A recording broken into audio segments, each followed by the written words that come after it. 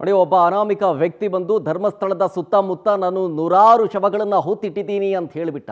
ಈ ಕೇಸ್ ವಿಚಾರಕ್ಕೆ ಸಂಬಂಧಪಟ್ಟಂತೆ ಈಗ ತನಿಖೆಗೆ ಅಂತ ಹೇಳಿ SIT ಟೀಮ್ನ ರಚನೆ ಮಾಡಲಾಗಿದೆಯಲ್ಲ, ಇದಕ್ಕೆ ಸಂಬಂಧಪಟ್ಟಂತೆ ಮಾಜಿ ಸಿಎಂ BS ಯಡಿಯೂರಪ್ಪನವರು ರಿಯಾಕ್ಟ್ ಮಾಡಿದ್ದಾರೆ ಬೆಂಗಳೂರಿನಲ್ಲಿ. ಏನು ಹೇಳಿದ್ದಾರೆ ಡೀಟೇಲ್ಸ್ ಬರ್ತಾ ಇದೆ. SIT ರಚನೆ ಮಾಡಿಕೊಳ್ಳಲಿ, ಏನೂ ತೊಂದರೆ ಇಲ್ಲ, ಯಾವುದೇ ತಪ್ಪಾಗಿಲ್ಲ ಎಂದು ನಮಗೆ ಭರವಸೆಗಿದೆ. ಅವರು ತನಿಖೆ ಮಾಡಲಿ, ಅದಕ್ಕೇನು ಸಮಸ್ಯೆ ಇಲ್ಲ. ಬೆಂಗಳೂರಲ್ಲಿ ಮಾಜಿ ಸಿಎಂ BS ಯಡಿಯೂರಪ್ಪನವರು ಹಿಂಗಂದ್ರು.